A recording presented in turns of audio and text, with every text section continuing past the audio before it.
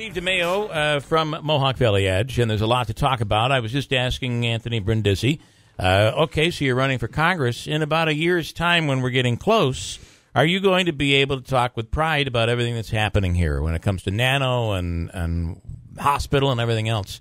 What are your thoughts? Things happening? Things are happening. So what do you want to talk about first, Marcy? Well, let's start with Marcy. Okay, sure. So the things that we started to do last summer when we took over all the infrastructure are well underway. Yeah. So if you drive up there, you'll see that the National Grid is expanding Utica substation. Transformers have been manufactured. They were ordered a year ago. They're going to be delivered later this month, installed. There's a dual circuit 115 kV transmission line that is being built. The transmission cord has been established. Poles, wires, breakers, all that stuff's being ordered. Poles will start being set later this fall. So both the Utica substation and the transmission line will be finished probably by end of the year, early January. Yeah. A customer substation, which is located in the Marcy site, design has started on that. Water's being extended. That contract's been awarded. Sewer was extended last fall. Natural gas was extended around the ring road last fall.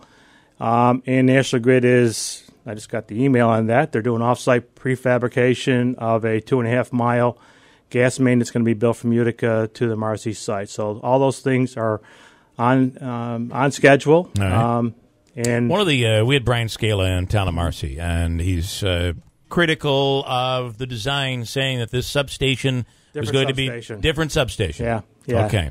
So can you tell us that? Because he's saying if this thing were to be placed there, it's going to ruin the aesthetics of what has already been built. I mean, the town's been very involved in everything we're doing, okay. and has been very supportive. So they've provided the site plan approval, and obviously the seeker findings that allow the transmission line to be built, and the substation that we're building, which is located really on the Marcy site. The substation that he's referring to is a substation that SUNY Poly and Fort Schuyler are planning on building that would support the Quad C. So your thoughts on that? I mean, is it just going to go there and we have no right? say? Is that trouble for you to market? Is that?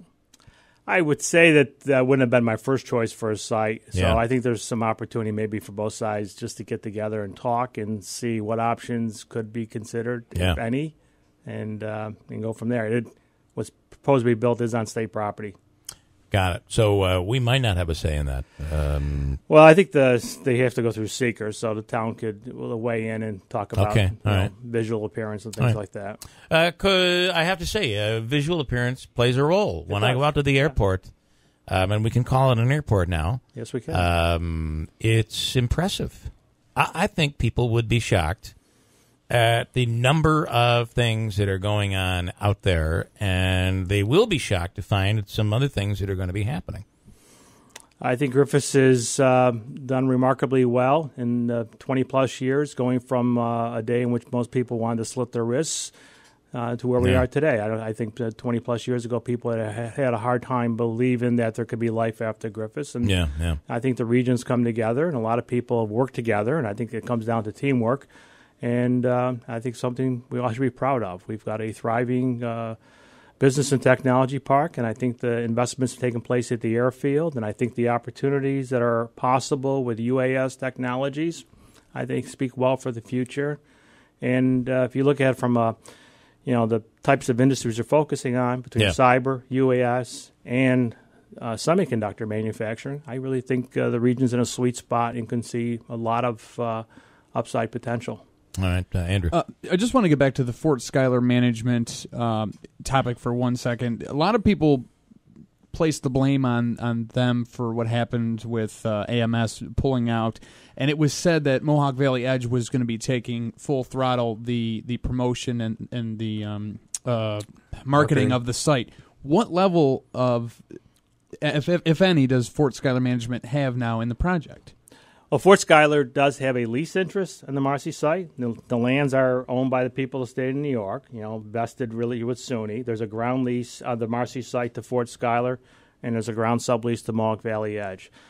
So we've always had the responsibility for marketing, permitting, planning, putting together financing for site and infrastructure, and handling marketing. Mm-hmm. The role we're playing now with Empire State Development, we're working both collaboratively, both on the marketing, Empire State Development's been extremely supportive in terms of making sure that all of the key infrastructure improvements are funded and move forward.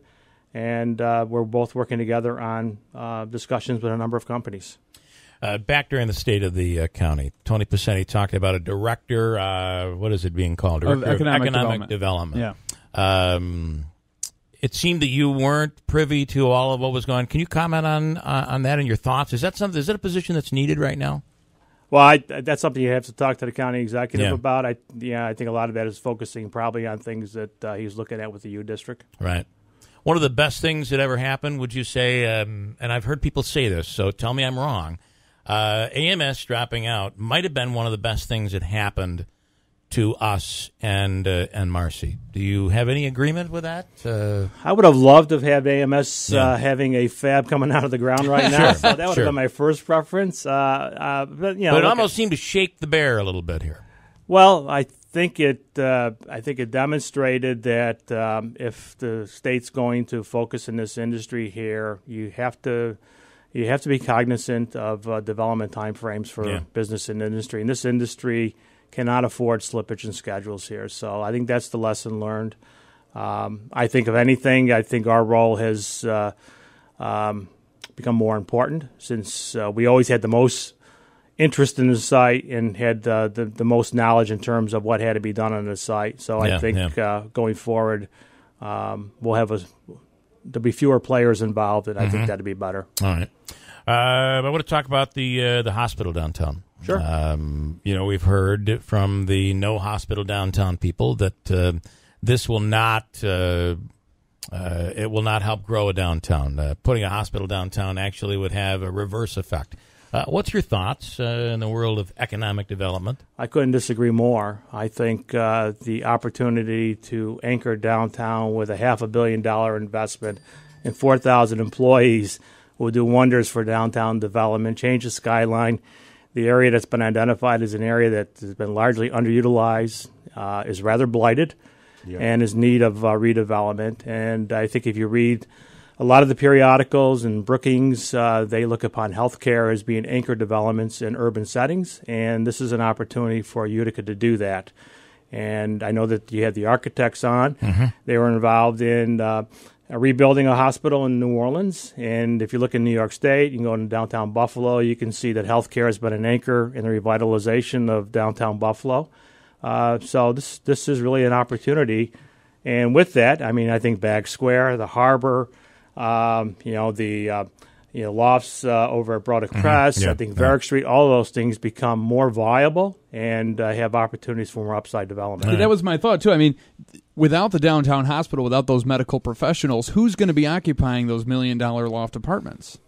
Well, I think there's a little bit of organic market, and that's good to see that some of that's taken place. But I think if we're really going to try to make use of all of the viable building inventory that could be repurposed, you're going to need demand generators. So a hospital is one of them. Obviously, things that could happen in Marcy are the other. And if you can, in one, between the projects that are being done from the arterial to the auditorium to potentially the beer museum to who knows what else is going to happen down there, now brand new hospital, you've completely modified and updated downtown Utica.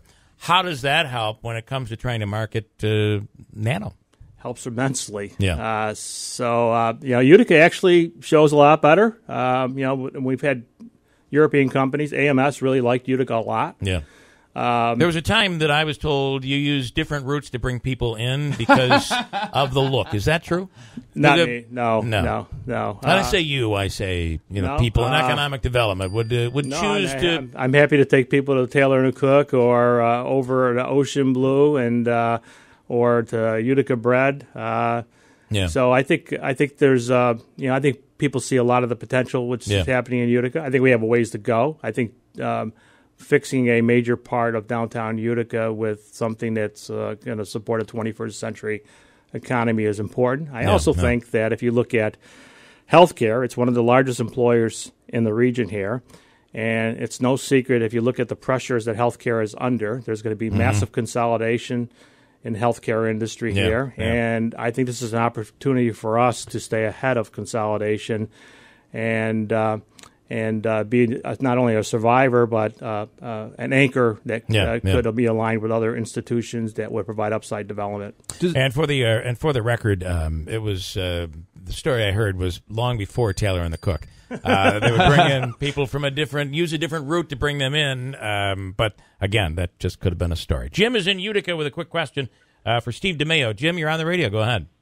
Good morning. Is the state of New York still expanding the Homeland Security complex in Oriskany? And do you think it's going to attract companies to set up shop in Oriskany? Thank you. All right. Did you hear that? I didn't hear all the question. Homeland Security still expanding in Oriskany. They own the site, yes. Okay. What was the rest of this? And do you think that will lead to more development expansion in Oriskany? Is that a cookie to lure people in? Well, I think it has. I think it's a piece of a larger part of the capability that exists in the region. We obviously, from a technology side, have a lot of capability in cyber technology, first responder training, and disaster planning, and dealing obviously with not only natural disasters but also incidents. I think that's a good piece of capability to have in the region. Whether it's a driver for more development, I don't know. Yeah, because that's not so much that people move in; they come in for training for a couple of weeks and then they're gone. Yeah. So. And finally, I want to ask you: somebody's bringing up the underperformance of jobs through NANO, and part of the problem is that when the governor was speaking on this topic, 3,000, 4,000 was being thrown around. When we actually look at the number of jobs that are going to be created in the beginning, the number is pretty low. Where can we go with this and discuss that a little bit? Well, I think those type of numbers are really talking about largely the full build-out of the complete vision for the Marcy Nano Center site. Marcy Nano can support 3 semiconductor fabs, an R&D manufacturing facility, and there's a parcel carved out for supply chain growth. And then you take on top of that the Quad C. The Quad C also could be expanded. It could be almost 3 times the size of what it is today. So I think we have a major anchor in Danfoss, and I think good things are going to come from that. They should be tooling that facility by the end of the year. They should set up a first product line by first quarter, and they are basically going to have 4 product lines that they're going to be running out of that facility. So one of them is going to be for GE, which will be a slicing and dicing operation, and then the others will be for business segments that Danfoss will manufacture out of this facility. I'm told there are people already here looking for homes, looking for properties as of right now. They're hiring, and they're the conversation I've had with their GM has been he's very encouraged by the level of response for the first wave of jobs. They're an international company. This is obviously a good opportunity for them to have a new state-of-the-art facility located in New York State. They're pleased to be part of the Power Electronics Consortium, but they also have business segments in automotive, industrial, Internet of Things that they can serve. Finally, somebody asking the question about the hospital: is $500 million going to be enough when it's all said and done to build this new hospital? The budget's $480 to build the hospital, and then there's another $40 million plus for a parking structure, which there's been discussion between. Who pays for that? That's been the big question. Well, there's been discussion between the city and the county in making that a public piece that would be financed jointly between the city and the county. The hospital would operate and carry all the O&M on a garage. The garage would be sized large enough to support not only hospital needs but also downtown Utica needs. Got it. It's important. Tell me I'm wrong here. I was once told by an economic development person.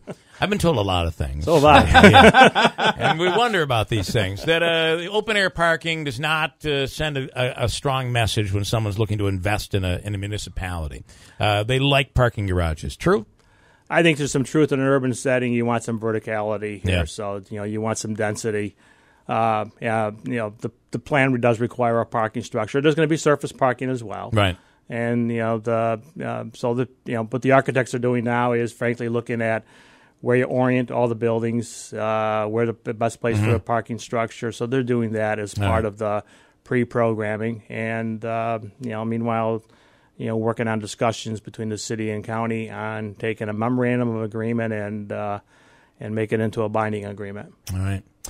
does seem to be an exciting time to be living here. I think it is. I think there's a lot to be proud of, and I think there's a lot of opportunity.